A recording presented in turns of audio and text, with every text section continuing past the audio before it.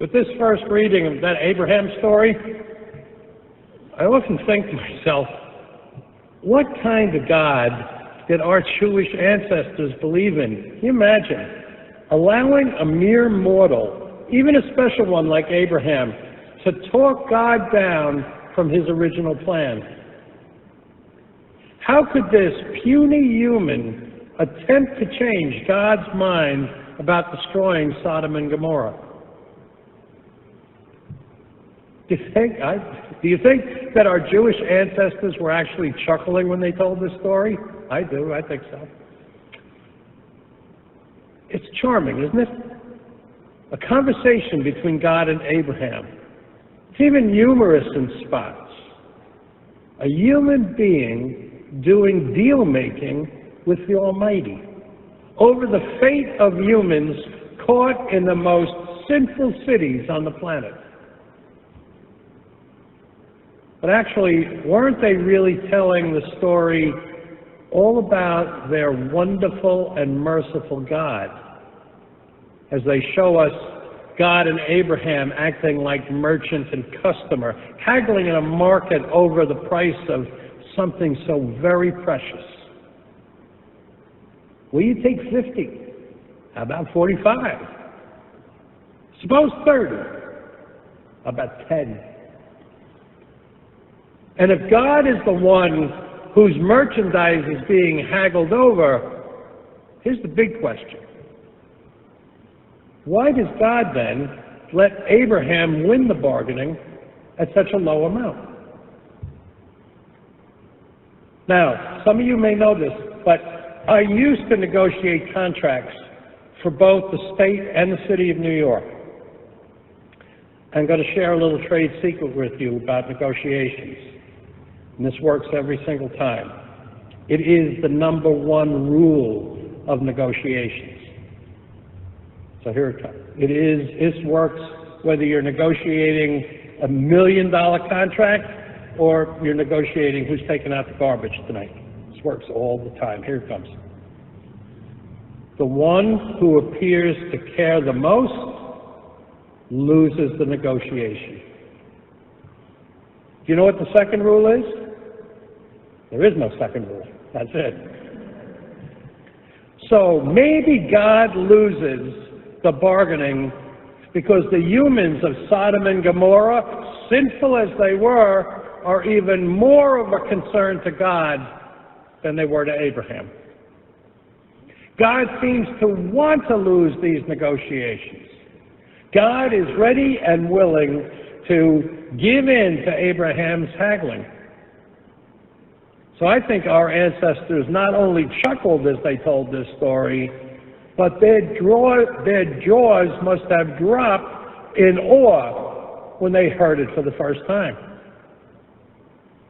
What a God we have, so ready to be merciful to the entire population of two of the most huge evil cities for the sake of a few. That's the God that the Jews worship in awe and reverence with passionate commitment and trust. The God of mercy, whose ear is turned towards those who address God. And at today's service, we might let our jaws drop also as we worship that same merciful God in awe and gratitude. Everyone, saint and sinner alike, really can embrace this story. All of us are encouraged by it to boldly pray for God's mercy. You know, so often the Old Testament God is stereotyped into being harsh and on high, distant from us creatures. But Abraham's God is an intimate God who comes close to engage the petitioner and then actually enters into dialogue and lends a sympathetic ear. That's really what prayer is all about, isn't it? It's a conversation with God. This reading matches so well with the theology of Luke's gospel, where the God of prayer and mercy is the key player. As Jesus travels to Jerusalem, he's been instructing his disciples. We've been listening to this over the last bunch of weeks. We heard about all the sacrifices that he asks of his disciples. He's forming them into this total love of God, teaching them to listen to the word and then act on it. 2 weeks ago, we heard the story of the Good Samaritan. And in that parable, the importance of service. And just last week, we found in the Martha-Mary story a bridge between service, which is all about Martha, and prayer, about Mary.